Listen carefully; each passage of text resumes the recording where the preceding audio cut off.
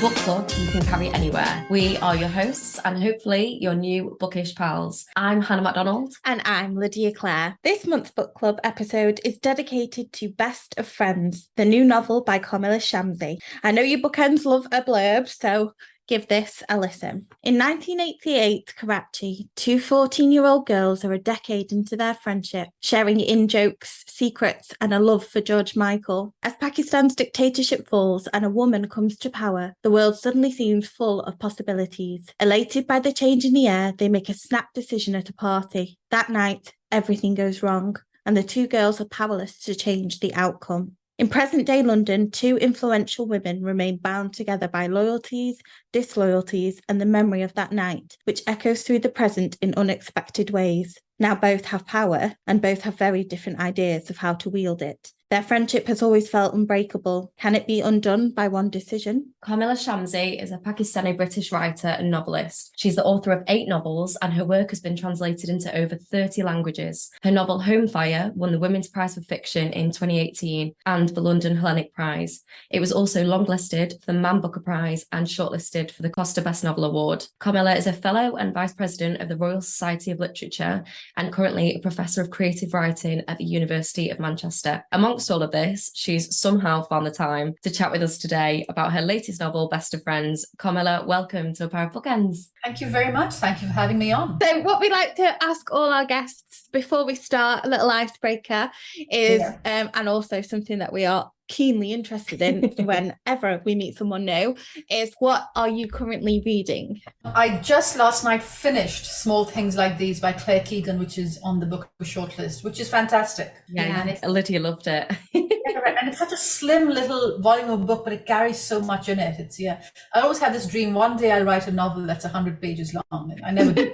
Please don't, we want more of your words. I actually adored that book. Yeah. Like it's like this little pocket full of this world. You have this tiny glimpse into it and it just transports you. It's just absolutely, it's beautiful. And I need to read it. Didn't you say that it's set in like winter or something? You said it was quite a good read. Yeah, it's like this time of if year. You're going to read something for, I'm going to butcher the name, but Flood. You know the Christmas Eve tradition? It's like Icelandic tradition. Yeah. Of reading a book on Christmas Eve and you give it to family members and stuff and you all sit and you read.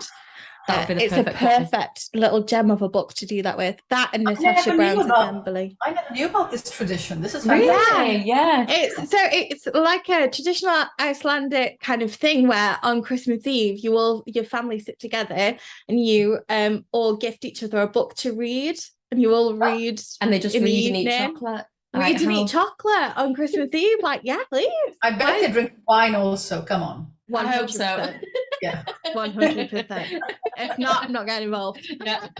But yeah, it's cute. So if you want to partake in that this year, then Small Things Like This would be a good one. Small Things Like This, and I think I read Natasha Brown's Assembly. I think you read one. I read that last year. Well. Yeah, I did. Yeah, great. That's also another fantastic little short read. If anyone's wanting recommendations from me. To start with, we loved this book. Loved it. So we'd love to know, have we said love enough? No. We'd love to know what inspired the novel. What inspired the novel was friendship and how important it is in my life. And, sometimes as a writer, you find yourself getting irritated with other writers about something.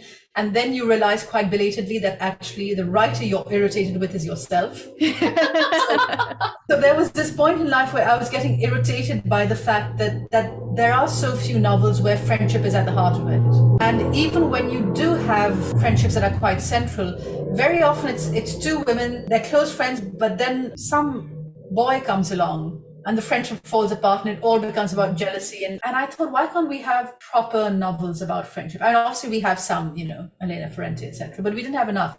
And then I realized, oh my God, I have written one novel after another in which either friendship doesn't exist or it's a subplot. And I was particularly interested in childhood friendships, because they are so interesting in the way it's somewhere between friendship and family. Because you've known each other forever, absolutely. You've grown up in each other's houses, you know who you were when you were 4 or when you were 11 or when you were 20. And also I think with childhood friendships, it's far more possible to be really diametrically different. Because you became friends when you were 6 or 8 or 10. You didn't have, personality in the, or you didn't have values or things you wanted to do with your life. You were all at school together. As in the book, what mattered was, do you love George Michael? It's very important to know the answer to that question. Yeah, so I want to look at one of those friendships where actually when they're kids, yes, they love George Michael, but even at 14, you can start seeing they're really different in some ways. And by the time they're in their mid-40s, they're so different that if they were to meet now for the first time, they wouldn't be friends. And what it does when you have that distance between you in some ways, and yet you're so close, the tension of that was something I wanted to write about. I think that's a great point as well, because I look on my bookshelf and I think how many novels do I own that I see that kind of relationship in? And I can't count many. No, I can't. And it is refreshing to see that take and it not be about anything other than these two women, and their childhood friendship and what it grows to be. Their relationship felt more powerful than their relationships with anybody else around them. And we were speaking about this yesterday, like female friendship is so powerful. But I think specifically when we're looking at childhood friendship and a childhood friendship that lasts, there are things that your childhood friends know about you that you never have to kind of explain. So, if you're maybe a bit upset later in life about something that your mum said or like something that's happened with a member of your family, like it's something that you don't really have to explain to that person because they've seen, any issues that you've had growing up or in your family home. You explored that perfectly. The way that they engaged with each other's families, I think was so like spot on. I could definitely see some of my friendships in there. Yeah, there's a really, I think for me, one of the most important moments in the novel in terms of letting you know who they are to each other is there's a point quite late on where one of them, Zara, is very angry with the other, with Mariam. And she calls her father, Zara calls her own father, who's living in Pakistan. And the two of them are in London, Zara and Mariam. And her father said, well, look, here's the thing you need to know is your mother and I agreed long ago that the day one of us dies, the first call the other one will make is to Mariam, because she's going to have to be the person to break the news to you. And she has promised us that when that day comes, she will buy 2 plane tickets and fly with you back to Karachi because she won't let you make that journey alone. And that I think is so central. That thing that not only that she's the person who your parents know and rely on because they've known her forever, but also that she will say, I'm going to fly home with you because I know the loss. I knew you growing up as the child of your parents when they were strong and you were weak. And I noted when that turns on its head. So that's really important. But the other side of that is, of course, the only reason Zara is making this call is she really is very angry for really deep-rooted reasons that she also can't ignore. Yeah. And it's one of these things doesn't outweigh the other. They just both sit there. The love and the anger. I did really love that moment. And I think it made me want to cry and laugh in equal measure.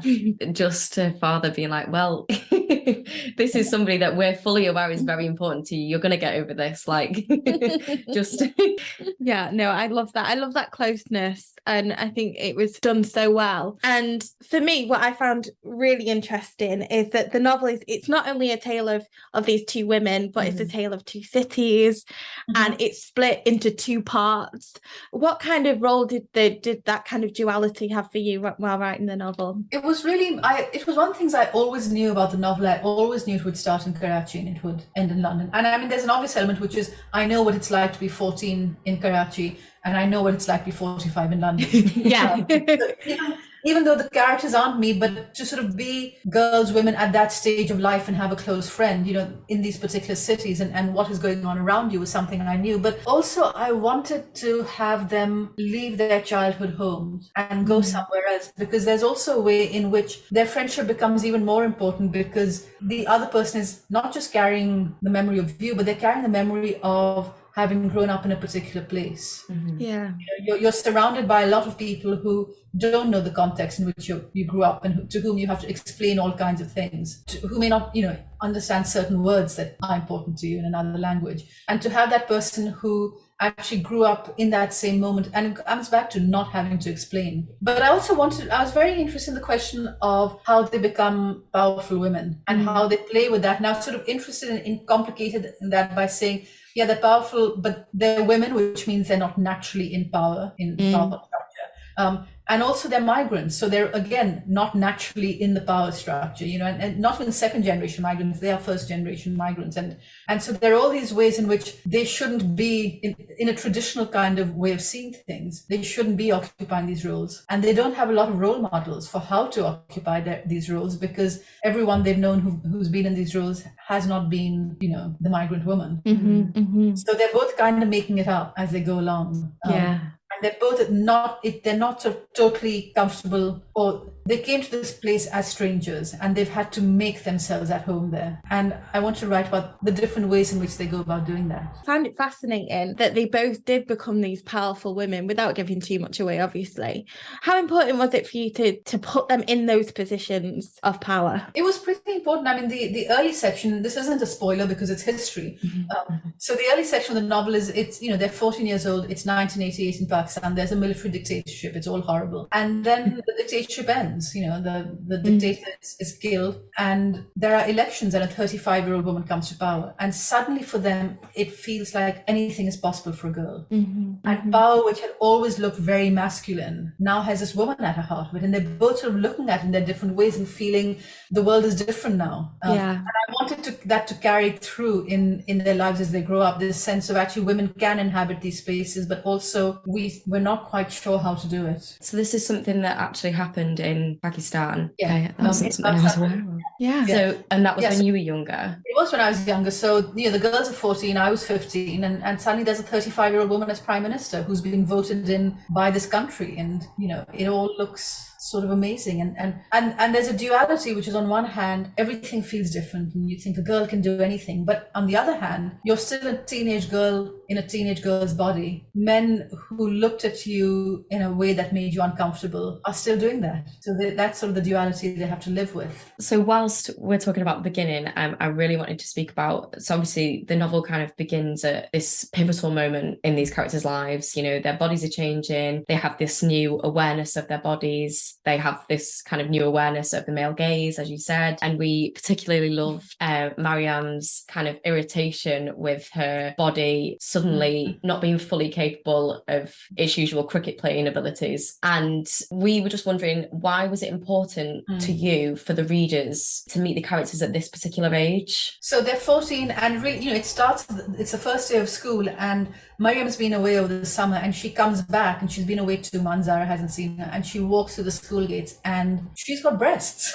Her figure is different. She's got breasts, and her hair's done in a new way, and suddenly the boys are looking at her, and she's aware of them looking at her, and Zara is aware of the boys looking at her, and it introduces a new dynamic. And for the first time, the two girls start to keep secrets from each other, because there's such a sense of secrecy and shame around sexuality as well, that they don't quite feel they can say to each other, this is what I want, or one of them feels, well, the other one wants to approve of the boy who I'm having these secret conversations with, and the other one feels, I can't speak of these feelings of desire I have now that I don't quite understand myself. But also it means that they're aware of power and powerlessness in a new way. So Mariam in particular suddenly is seeing she's having an effect on the men around her and boys around her, and there's a part of her that really likes it, and there's a part of her that hates it. I mean, so there's that bit where she's that rare girl who plays cricket with the boys and always has, and suddenly she's got these breasts which feel weird to run with, and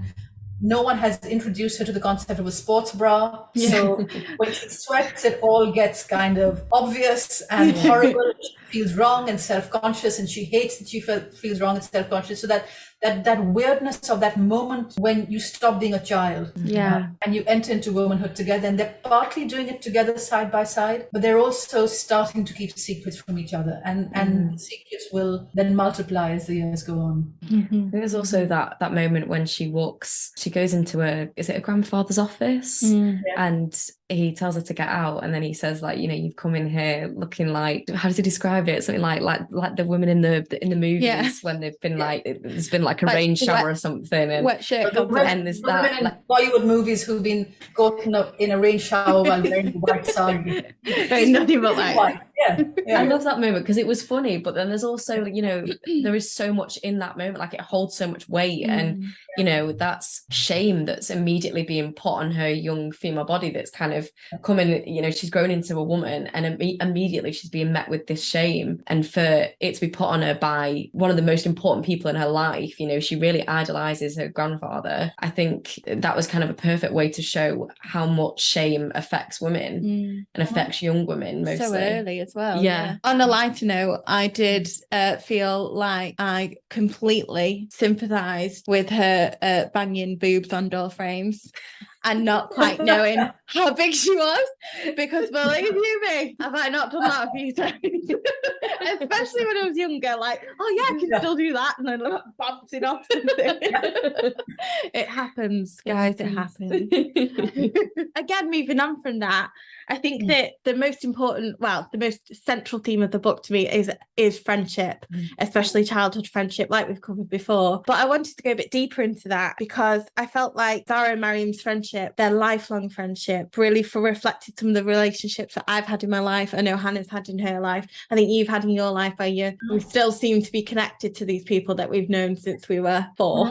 Why was that such a key factor in the novel for you? This sort of having them know each other from 4 years old to 14 and then keeping that going till they're 45. I think one of the things I was interested in is how we deal today with people who hold points of view that we find really objectionable. And I think this is a question that is much more of a question in the world now than it was, say, 10 or 15 years ago. And partly it's because you can't, you know, social media means you can't not see people's views, partly. Yeah. They're sort of putting them out there and people are responding all the time. And this question of, well, you know, how can I speak to someone who feels this way or sees the world this way is something that I've been hearing come up quite a lot. And I did think, well, let's look at that, one of those relationships where actually it is possible to, as a middle-aged person, to be holding a relationship with someone who really does see the world very differently from you.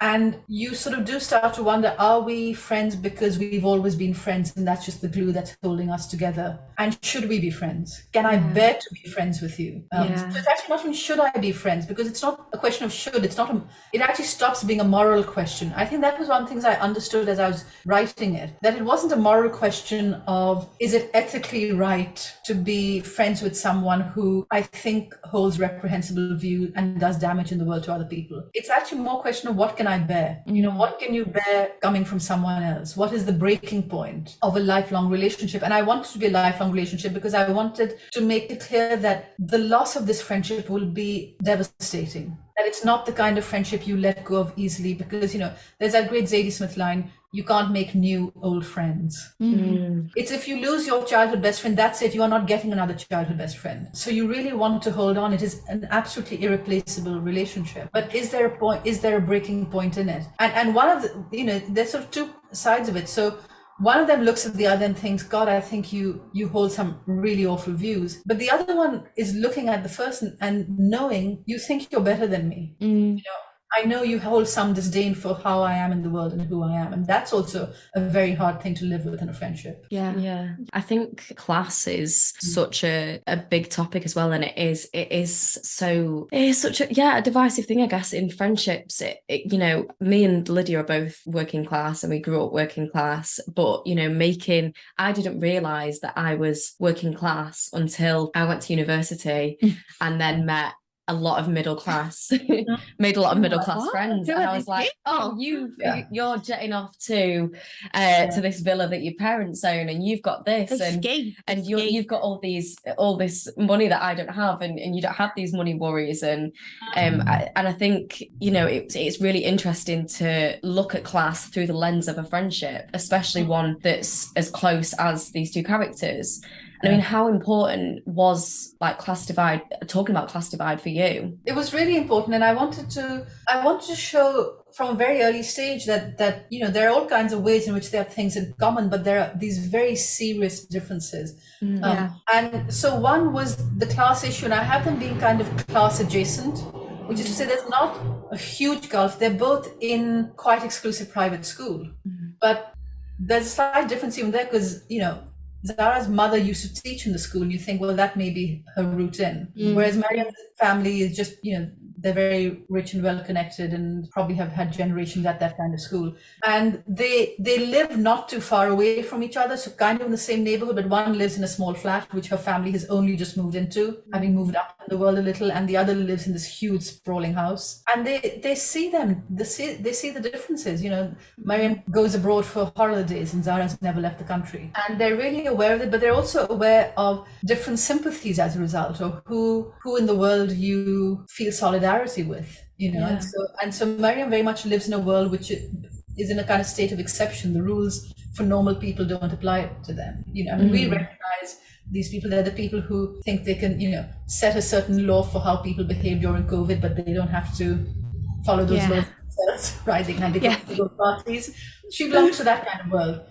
And Zara, for all that her family is reasonably well off, I mean, they're not struggling to pay the bills. And her father's a well-known TV personality, but they don't live in that state of exception. They can be in trouble. Her father almost gets quite close to being in trouble with the dictatorship, and she is aware of how precarious everything is. No, I was going to say that when they get to London, even though in some ways they're moving closer together in class than they were when they were kids, but they still retain a very different sense of how they see their relationship to the world and other people in it. Absolutely. I did have a quote that I'm going to read your own book back to you. I'm sorry. But I have a quote, and as soon as now I see dog earing pages as a sign of love for my books. Lydia hates the fact that I've done this, so I'm sorry if you're on Lydia's side. Well, you know, I'm very happy to see other people dog ear my books, because I see it as, oh, they think me. I'm holding up, here is a book, and it has in it a bookmark. Wonderful bookmark. You know? The thing is, I do use bookmarks. No, I'm not. I do use bookmarks, but when there's a page or a particular paragraph that I really want to go back to at some point, I have to fold the pages down. Yeah, but do you know what they have for that? Little tab stickers. You can use. I don't want tab stickers. No, I want to fold my pages. Tab stickers look too much like you're at university. They do. Thank you. I think that's why I like it. It appeals to the student in me. Okay, fair enough.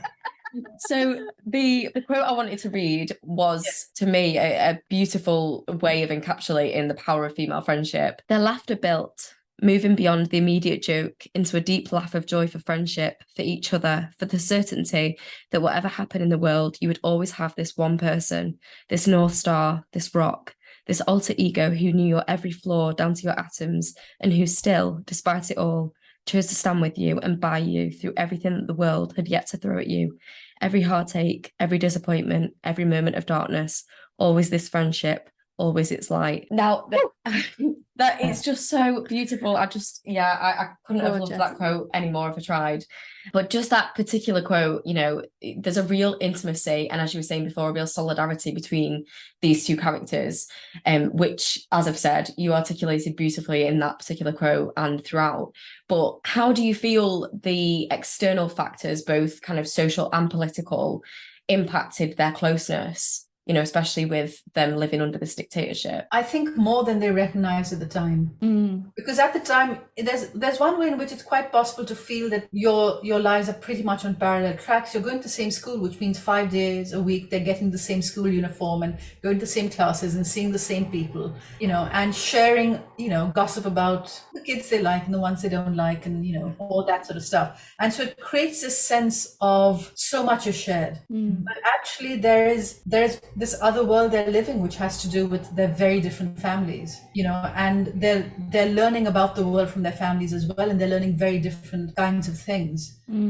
And it's almost as though at 14 they have very little power in the world to do anything. So it's like that stage of life where they're learning things, but they're not doing anything with it very much. And then when they grow older, we start to see how those lessons they took in as children are now becoming actions in the world. And you hopefully see how, oh, actually at 14 14, even while they were being so close, they were learning to read the world in very different ways. Absolutely. The part that I want to talk about most and that I really wanted to get your opinion on is there is a pivotal moment in the book where Mariam and Zara leave a party and, without giving too much away, do something quite risky. And they begin to have this like increasing panic that I think that most, if not all, women have felt at some point in their lives of like, oh, this has gone from fun to scary really quickly.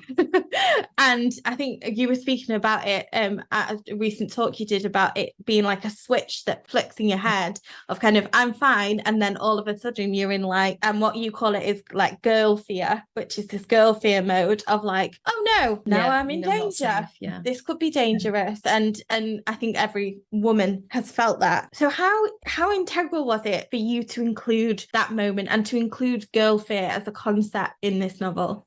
It was really important. It was so central to that sense of them becoming adolescents and sexualized beings. I think quite often we see the case where the woman is in that situation which turns really bad, and it is really bad. But I think, again, as you say, most, if not all, women know that moment where you're in a situation and you suddenly realize this could go very bad. Yeah. And thankfully a lot of the time it doesn't. You're okay. But it's so terrifying just when that switch goes in your head, that girl fear switch of I'm living in a female body, so I'm vulnerable, violence can happen to me, all kinds of things. And it was very important within the novel because it is that moment where they go from, it's the night that 35-year-old woman becomes elected prime minister. So they're on this high of a girl can do anything. And then they go from a girl can do anything to anything can happen to a girl. And in some way, it's something that stays with them through their lives, this idea of, power and powerlessness and how they coexist. But also when they're 14, there's nothing they can do about the situation they're in. And many years later, when they have a certain kind of power, the question becomes, okay, now you can do something when let's say the ghost of that situation returns. It becomes, now that you are in positions of power, what are you going to do about it? How would you respond differently? How are you answering that teenage version of yourself who knew she was powerless and wished she wasn't? I think as well, there's such a huge thing in the novel where the males in their life or around them, have such a huge effect on them. Even when Prime Minister is assassinated, he's assassinated. Yeah. And, they have a female Prime Minister and, they suddenly see this positive representation for women. The men in that, there's still a sense that men have the power over them, even when they can see, this positive representation, she's still, it's Mariam that fears her kind of grandfather, and the men in their life still have this power over them, and that does kind of move into their adult life. Even when they're in power, there's still this kind of this power that Hamad's his presence has over Zara. What made you want to kind of explore their kind of dynamics with these different male roles in their life? Because I think they're so powerful, but they're all so very different. I wanted to explore how complicated it is. So Zara has a father she adores, Mariam has a grandfather she adores. One of them turns out to be more disappointing than the other, let's say. And so that's sort of a sort of starting point. But Mariam also has a father who she has no time for and thinks is useless. And then there are these men who, they get into a world of attraction, repulsion. And as they grow old, I want to show that actually it's complicated. It's not just that if you are a woman who's a sexual being, you are a victim. That actually sexuality also brings with it its own kind of power, and that can feel quite liberating and wonderful. And the things that you wanted at 14, you can feel quite easy about having at 45. But that there are, that certain actions keep bringing with them consequences, and that you can make stupid decision however old you are. You can be attracted to a guy who's no good for you, even though you may know it all along. But partly you're also saying, but I'll walk down that road. That once I was someone who was afraid of doing anything, stepping out the box, taking any risk, doing anything that was wrong. But now I have enough confidence in who I am that, okay, I'll make a bad decision. And I'll get something nice out of it, and we'll just see how it goes. It's that ability to be able to take the risk, isn't it? And I love, again, talking about having this kind of more of this self-assurance as they got older. There's a lovely moment, and it's just a moment, but think it's Zara, and she's sat either on a bus or the train, and she's listening to two quite young women just talking about, and I just do not know what to do. Yeah. Like, it's the end of the world, this conversation. And she sat there and she's like, thank goodness I'm 40. Like, I'm so glad that I'm not getting that emotional about something. Yeah. And I can just sit here and just relax. Although, I did very much want in that later section to start with showing actually it's kind of great. Yeah. They've got older, they're comfortable with who they are, with what they want, their position in life. And there's something that's actually really nice about not feeling so fraught and anxious, and you kind of got to where you want to. Also because it's a novel, they can't sit in that position of comfort too long, and I have to.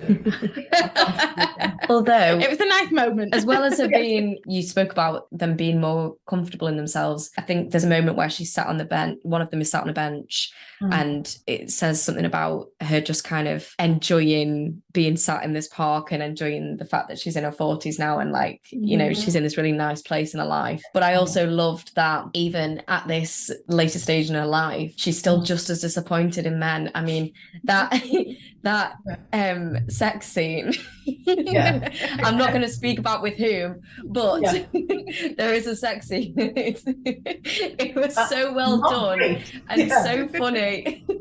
The disappointment of oh no.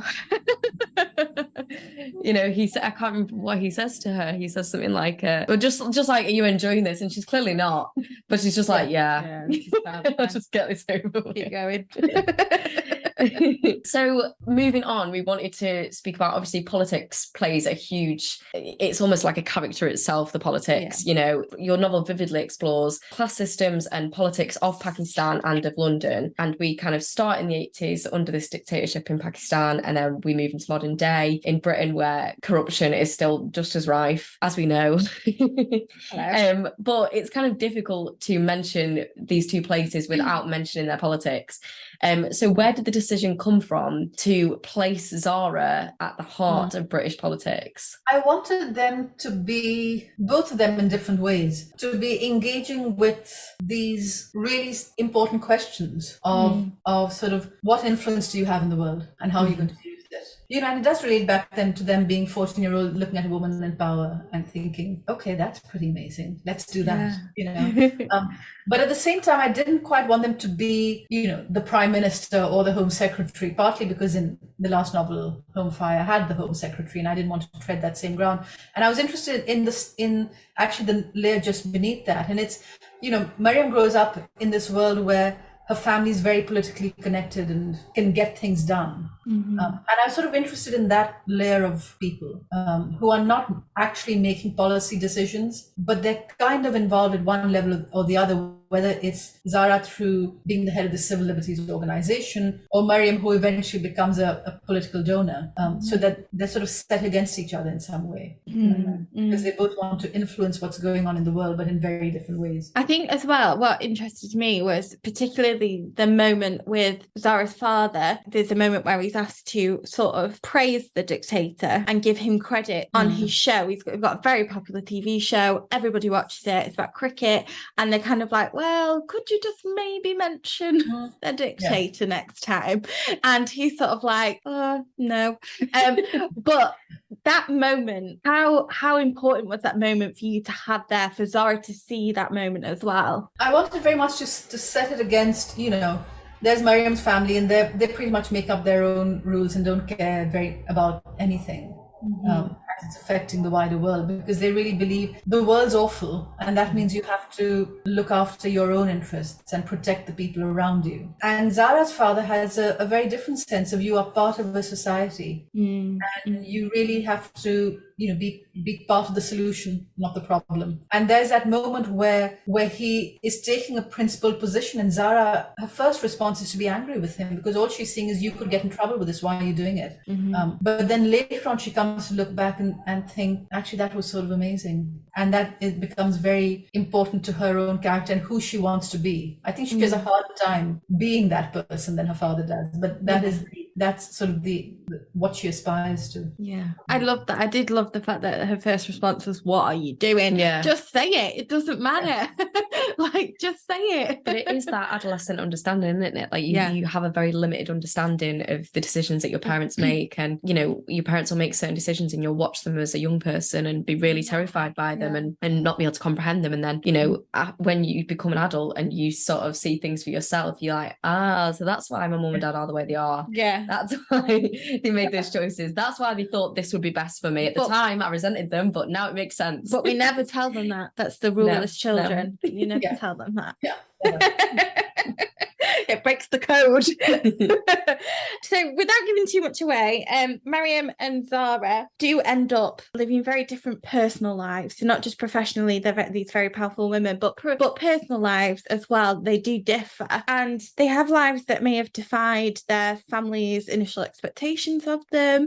Why was it important for the women to end up where they did in their personal lives in the book? Well, one of the things I knew that I wanted to avoid was writing the story where Mariam is where Zara is the one who is sort of, you know, out doing civil liberties and fighting the good fight, and she's going to have the happy, stable domestic life, and Mariam is going to be someone who is working towards, you know, a more greed-based things, and therefore her personal life is going to be a disaster, and, you know, she's going to be unhappy. And I don't believe in that binary. I didn't want to write it. So one of the things was I wanted to disrupt that, but I also thought, you know, there are women who in all kinds of ways are living outside the box. They're living outside the world of expectations they grew up in. When they were growing up, no one was doing any of the things they're doing, and that means they're able within their personal lives as well to say, well, let's do something different here. Let's, you know, what feels right, rather than what are the expectations that anyone is going to place on me. But the other part of it is crucially about their friendship, which is they know that whatever decision they make, the other one, when they're 14, they're more judgy of each other. And I'm sure that actually by the time they're grown women, they're kind of just looking to each other and saying, the question isn't, are you doing the right thing? Are you with the right person? Are you living the right kind of life? It's, are you okay? You know, and as long as you're okay, your friend is going to be okay with that, and the one of them who has the more domestic setup will say to the other one, well, yeah, but this is your family too, you know, and so they complement each other in all kinds of ways, and that it's one of the nice things about their relationship as it grows older is that they're very much more accepting of, okay, you do you, you in certain ways, and I'm just here to check that you're okay. So before we let you go, because we are keeping you past 5 p.m. Whenever we finish a book that we love, we are always eager to find out where the author has taken inspiration from. So are there any authors that you would love to recommend that you have taken inspiration from? I mean, the obvious friendship novels are, of course, the Elena Ferrante ones. And I think, and they're a very different version of friendship, because actually, you know, the one in her, there is more jealousy, and the boy does get in the way in a more obvious kind of way. But I think what she is so brilliant at is actually showing the context of their lives, and they're growing up in these really violent societies and how that is working its way in. So I mean, I do think she's brilliant at that. I suspect that a lot of the friendships in my life have a larger role in it than novels. In some ways, I was sort of writing the novel that I didn't find out in the world. But you know, it does mean that now that I've written the novel, I'm sort of looking at where other friendship stories are. And it's not a book, but a TV show that I loved recently was A League of Their Own, which it was a movie in the 90s with Madonna, you know, based on the actual setting up of a women's baseball league. And now it's been made into a TV series, and it's fantastic. And there is in it this central female relationship, these two women, Max and Clancy, and they've been childhood friends. And it's brilliant because you see it from the first, you absolutely see, yep, they've been friends forever. They're completely different. They've got each other's back. They love each other. They have secrets from each other. And I thought that was brilliantly done. I love that. I need to watch that. It's one of my cultural recs now. Has there been anything else that you could recommend to us? Anything you've listened to? Anything you've watched as well?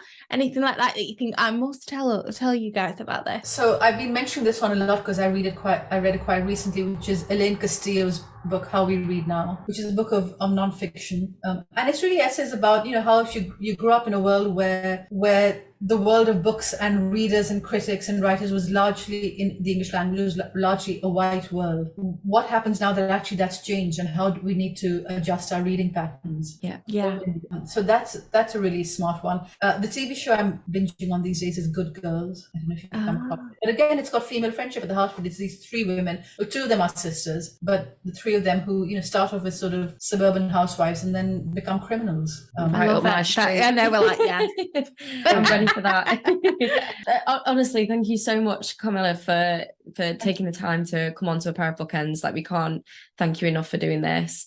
Best of Friends is out now, and we will be popping a link in the show notes on places that you can order it from. A huge thank you to Roz from Bloomsbury for our copies, and as always, listeners, please don't forget to rate, review and subscribe, as it helps to boost us in the charts. Kamila, our final question to you before we let you go: do you have any events coming up that you would love our listeners to come to? I have events coming up in Cambridge and in Hay-on-Wye in sort of November. So if you're around the Cambridge Literature Festival or Hay-on-Wye, I think the How To Academy is having an online event also in November. So, go and Google those things. No, I will pop links to all of those in the show notes. That's amazing. But yeah, thank you so much, Kamila. Thank you so much. And thank you very much to both of you. It's been a pleasure. Thank you. Bye. Bye.